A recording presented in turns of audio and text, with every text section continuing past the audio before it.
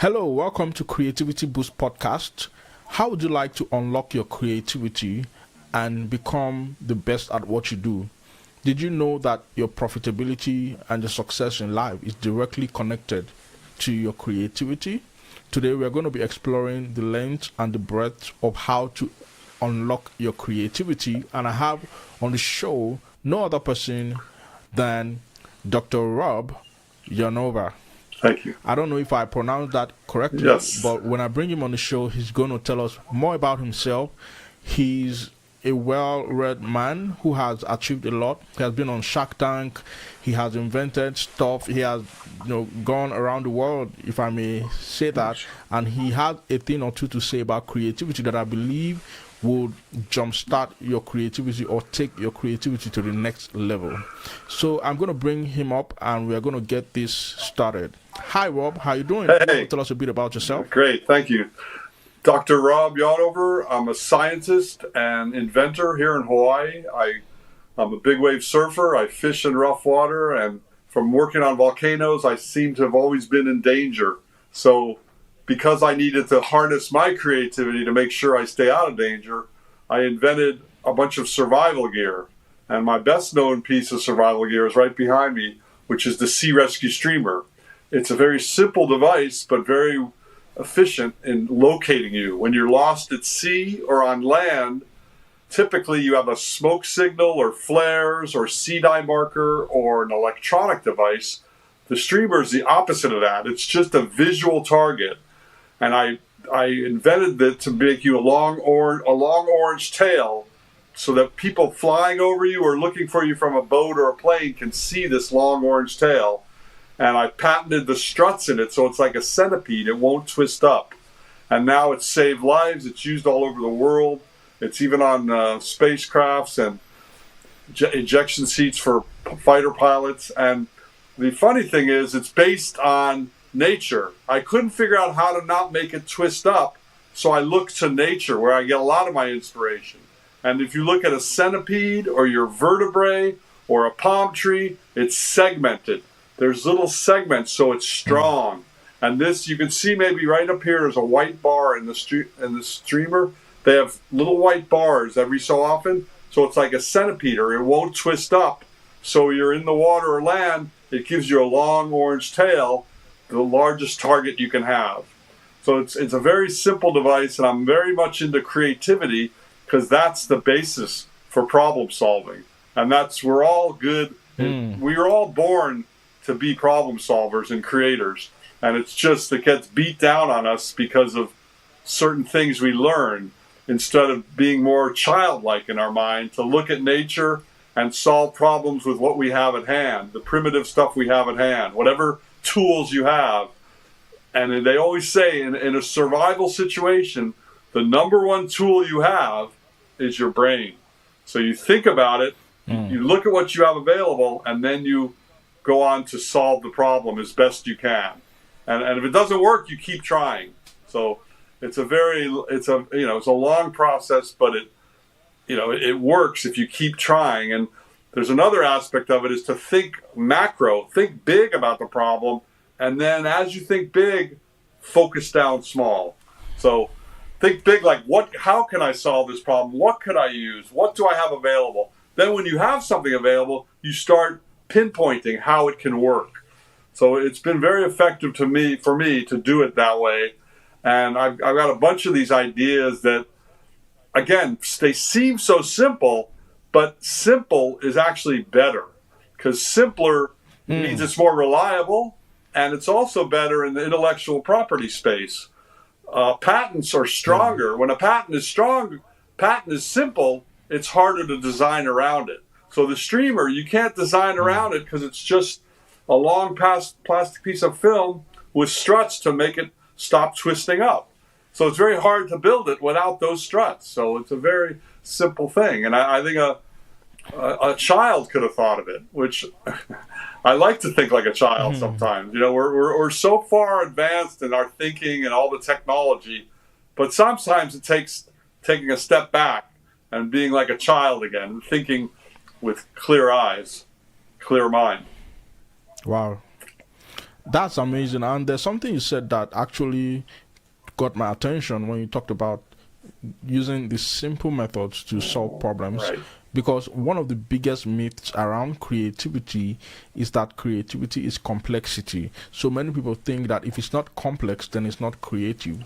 However, in my own journey, and even in my most recent book titled Ignite Your Creativity, I wrote about it and I talked about how that creativity is not complexity at all. Right. Creativity is your ability to use simple, everyday tools and methods and approaches to solve complex problems, because whatever we see as complex is just the different layering, the onion layers of different simple problems that have become complex, right? Exactly. So what can you say about creativity? Because there's a lot of misconception about the idea of creativity. Many people think that creativity is just having big ideas, fantastic ideas, and they sit there with their ideas and they don't do nothing with the ideas. So can you tell us a bit about your perspective about creativity? Okay, thank you. I totally agree with your thoughts. And I think that for me, I like to look at nature, because nature has evolved. If you believe in Charles Darwin and the survival of the fittest, nature evolves to survive.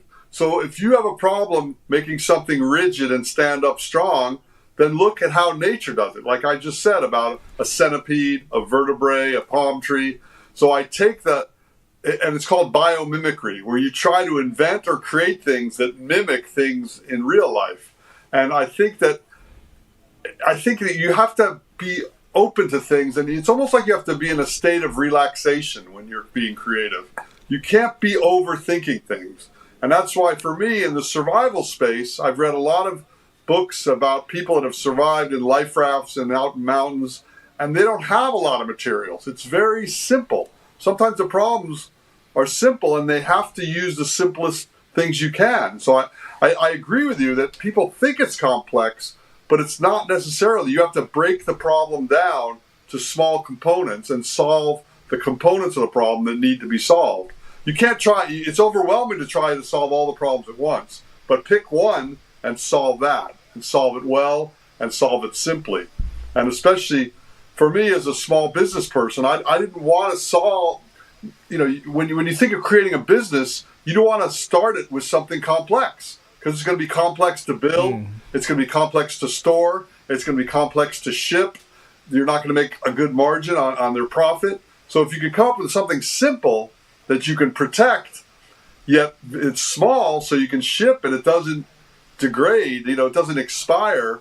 I mean, one of the mistakes I made with the streamer is I didn't make it phase out. It doesn't go bad.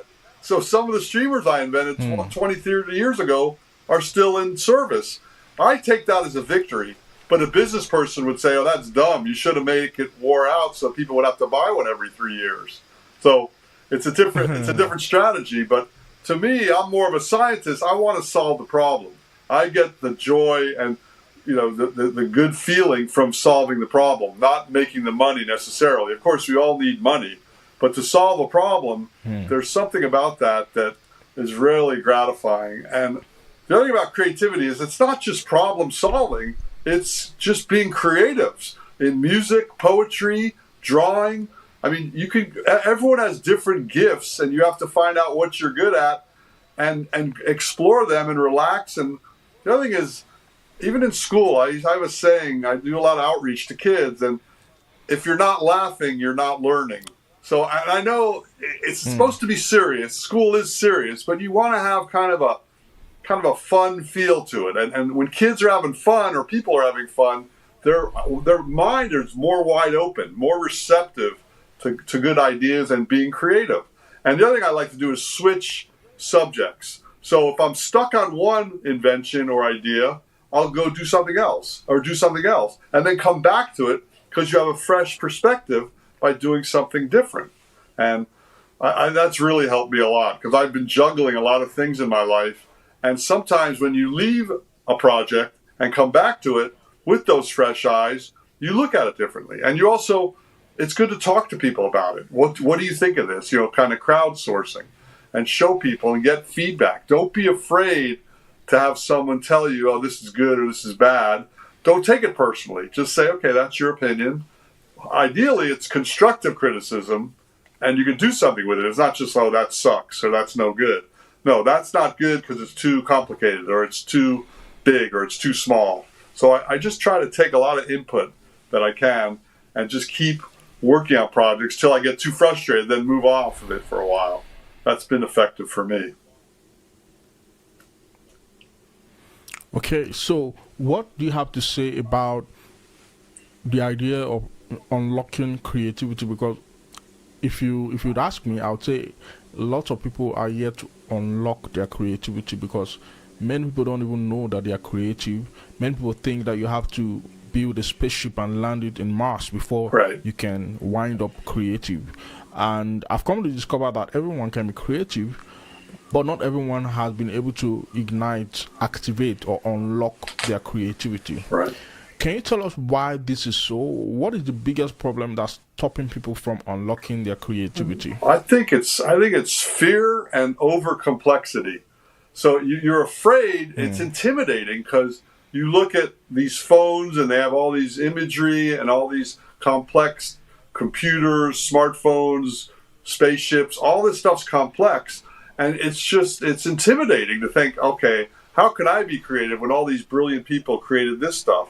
But what I try to do is step back to the most basic things and just create something small to get you feeling good about yourself as a creator. Even like art or music or a poem or anything that makes you feel, even building something small or solving a problem. I was brought up that you never bought anything from a store. You fixed what you had. It was our family's way. We didn't have a lot of money, but it was also a way to be creative and just kind of, when we were little kids, my mom used to spread newspaper down so we wouldn't make a mess and then just dump materials on us, whether they were paint, clay, or what have you, and you just start playing with things. And again, a lot of times you're playing with something and you might solve a different problem that you didn't even try to solve, or create something beautiful from something that you didn't. It just kind of, things happen by accident. But if you don't start, if you're afraid to start, it's just like writing. You can't write without actually putting things down and moving your fingers on a keyboard or writing with a pen. You have to start. And you can't be afraid to make something that isn't good, right? It may not be good by your standards or other people, but you can't be afraid or be self-defeatist and say, I can't do that. That's too hard. But like you said, you don't know. You don't know till you try, I think. And I think that the simpler the thing you try, the better, at least at the beginning. And even a small, like I said, if there's something around your house that breaks and you fix it in a creative way, that's a creative victory, or if you make a little sketch, drawing, and you like it, that's a creative victory. You keep piling those creative victories on till you have the confidence to attacking bigger problems and bigger creative ventures. Okay, so now that we've talked about the biggest problems that stop people from unlocking their creativity, you mentioned fear and then you mentioned overcomplication. Right. What would you say is the way that we can unlock our creativity? Because God created each and every one of us with the ability to create, and you've already established that creativity is the ability to solve problems. So it means the ability to produce a solution. But the world is, full of people who are consumers. They live and breathe every day just to consume solutions that the so-called creative people have, created. And I feel that there's a deficiency in the solution bank of the world because not everyone is making their deposits into that solution bank. That deposit that should have come by virtue of unlocking one's creativity and contributing to the world and to the creative solutions ecosystem. And so we have that deficiency in the world today. Many people are heading to the grave in droves with their ideas sitting in their head, with their gifts, skills, and talents sitting in their head, and they are unable to release that creative genius within them. They are unable to give their creativity the expression in the world. And for me, that is a very big problem. Who knows, maybe the cure for some of the deadliest diseases in the world is in someone's head, and that person is taking it to the grave with him. Just imagine if some of the greatest inventors never gave their ideas an expression.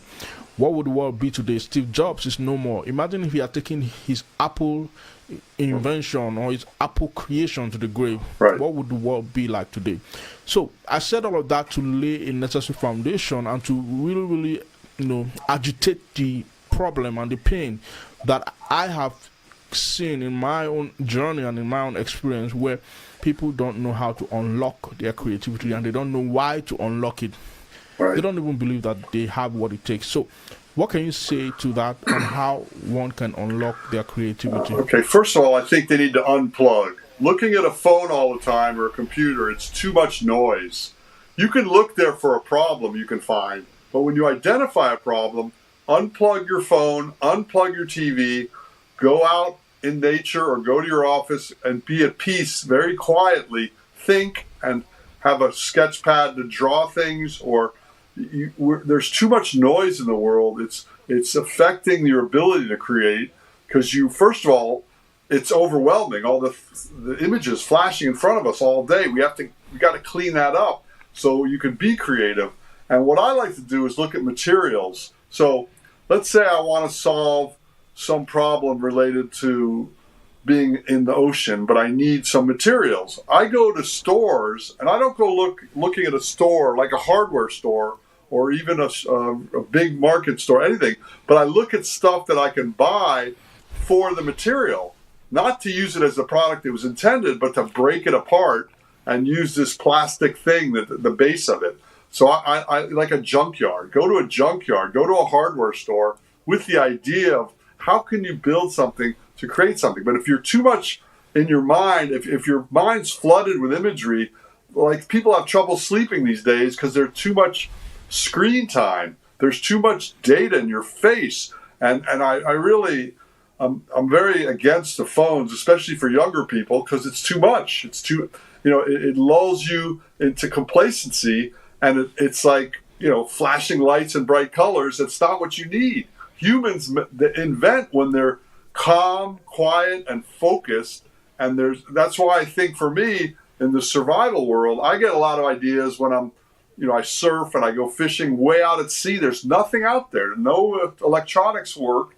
And it's just a blue sky and blue water and birds and fish. There's nothing but my mind. And people don't spend enough time with their own mind without, being with other people or other screens. I think that's one way to unlock it, is to try to get away from all the noise of other humans, really. I think if you look at humans in general, you invent something when you're alone and when you have to invent something, right? You need to make this or you're going to die. That to me is the best motivation. That's why for me the survival space is best for me. But other people, it's the same problem. And the other thing that happens, a lot of people don't talk about this, but a lot of major discoveries are made by people outside their field. So a physicist or someone into computers might find a cure in a biology or in an illness or some sort of medication because they think differently. Everyone thinks differently. If you meet, the other thing I like to do is meet people from all over the world and all walks of life that have different perspectives. And you watch how they think about things. You watch how they approach problems, how they approach life, and you try to apply it to your problems. And again, keep thinking about different things and going around. Don't get stuck on one. If you get stuck, don't get too frustrated. Leave it and come back.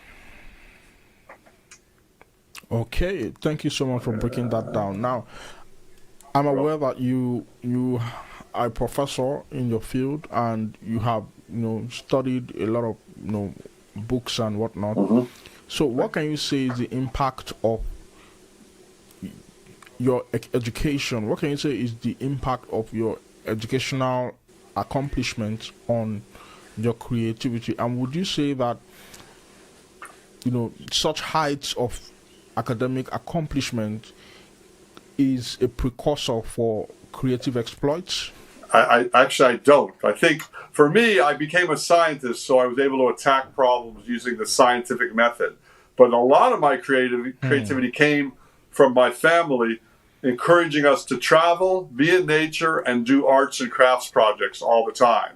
So we were always working with our hands. I think that's the best thing you can do, is, especially if you have children at a young age, is to encourage them to build stuff, try stuff, draw stuff, paint stuff, and also travel. So to me, it was that, but also being a PhD scientist, that definitely helped, because I learned how to attack problems, and I learned how other people attack problems, and I studied it for a long, long time, and it was a good 1-2 punch. The creativity is a young age, and even still, I love music, I love art. I try to expose myself to other people's creativity, and then overprint it with science. And in science, you have a hypothesis, you have an idea, you test it, and then if it doesn't work, you go back to the laboratory, go back to the chalkboard, and you try again. So it's just that isn't a complicated process. But for me, being in education for so long, it got me well versed on how to test ideas and how to keep looking at things critically. But creativity, it's not always critical. It's more free flowing. Like I said earlier about laughing and being happy. And if you can be joyful and just kind of let loose, and it's kind of like when you draw or write, sometimes you don't even feel like you're doing it. It's just kind of free form. It's kind of just coming out of you. That's where you want to be, in a state like that. That makes sense, because lots of people have, gone ahead to create wonderful things from a scientific background. They found out Google, the co-founders of Google, they were, professors in their field, and in fact, the invention of Google came as a result of their research project. And then on the flip side, we have, other creators who did not necessarily go the academic route to find expression or to give expression to their creative side. So that is definitely, a very profound way to look at it. Having said that, what do you think we can do to increase our creative abilities? Do you think that creativity is something that is caught and not taught? Or do you think it is both? I think it's both, and I think a lot of it stems from curiosity. You have to encourage people to be curious. And even some of the great inventions like, Velcro, sticking Velcro, that was invented by a guy that was running through a field, and the stickers kept sticking to his socks. So he took that under the microscope. He was curious of how that worked, and he looked at his sock, and it turned out it was a hook and loop. So the sticker has a hook on it, and the sock had a loop. So that's what Velcro is. It's called hook and loop. So again, back to nature and biomimicry, but that's where he was curious enough. And if I was in charge of education, I would have much more creative things, much more arts and crafts and music and literature than all the technical science and math. You need that too, but to really instigate creativity, I think you have to let people be creative. You may not be, right? You got to just encourage everyone to be creative, and don't put people down.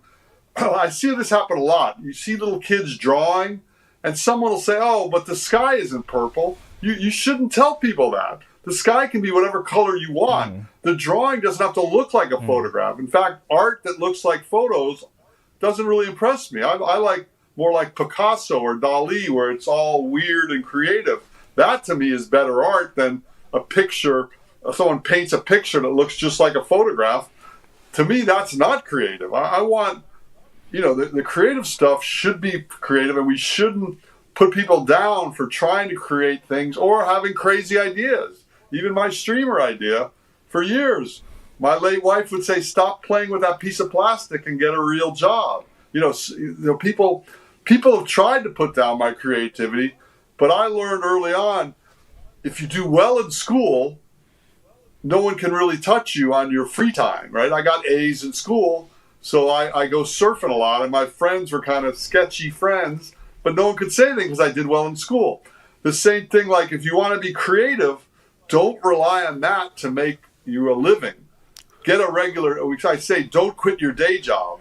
get a job so you have money coming in and be creative on the side. And whatever that creative thing is, and whatever space you are comfortable and relaxed in and feel creative. And sometimes it's being with others in a creative space. I know my kids sometimes they have like places where you can paint and everyone paints together and drinks wine, or, because when you get older, you don't really paint or do ceramic. You don't do all that stuff anymore, which is really unfortunate. And I think adults should do more creating, and not to make some great masterpiece, just to free their mind and their hand and connect their mind to their hands to build stuff, build whatever. And again, don't be so harsh on criticizing what someone's created. That's their creation. And to be proud of your creation. It doesn't have to look great. It doesn't have to work great. Well, if it just works. I mean, and one of the big things in my family, my mom used to hassle my dad all the time because he was most proud, and I'm the same way, of fixing a problem. It's function over form, meaning if it works, great. It doesn't matter what it looks like. A lot of people want everything to look so pretty. No, I want it to work. And our house everything's rigged. It's like all these contraptions to make something work. And yes, that may be not the best way to solve it, but it was my way to solve it. And it made me feel good about being creative enough to solve something. So that's kind of where I come from. Wow, that's great. Thanks. That's awesome. What do you think? What do you think about the idea of what Albert Einstein said? I know you probably have heard this quote where Albert Einstein said, "Creativity is intelligence having fun." What does that mean to you? Can you break that down for us? What does it mean? I still think that, and even like Einstein, you think these great thinkers are such different humans than us. They're not. And that guy Einstein was always joking around, but that, I think, frees him. You want to be relaxed. That's when the good stuff comes out. And it's unfortunate because it's hard for most humans, older humans, to get to that state that like kids have all the time. So I think the best way to free it is to observe how children, and real little children, look how they go around. They kind of waddle around and everything's amazing and they're curious. And they play with things and they taste it and they spit it out and they throw it out and they try to build stuff, but they're laughing. They don't take everything so seriously. But to have a company that acted like that, you get laughed at. But that, I still think that, Einstein's a perfect example. No one's a bigger thinker than that guy. And he was a goofball. That guy was joking around all the time. And he knew it. He knew the value of it. Because if you're tense, it's just like anything else. I think that's really the key. Is it's almost like a relaxation, being in a Zen mode and being happy. And I've noticed it with kids. When kids do a project, if a kid is learning from a book and the teacher's boring, that's one thing. But if they're having fun working on a project with their friends, that's when they really learn. That's when they're really creative. Wow, that is phenomenal. I want to say thank you. I think this is a great place to bring our conversation to a close. Thank you so much, Rob, for coming on the show and sharing your thoughts on how to unlock creativity. My pleasure. If you're listening on the other side, I'd like you to drop in the comments and tell us what you think about what we talked about today. You can also share this with your loved ones and subscribe to this channel or subscribe to this podcast so that you're the first to know when a new episode drops. We'll leave you here for now. I'll see you on our next episode. Until then, have a good one and bye-bye. See you later. Thank you.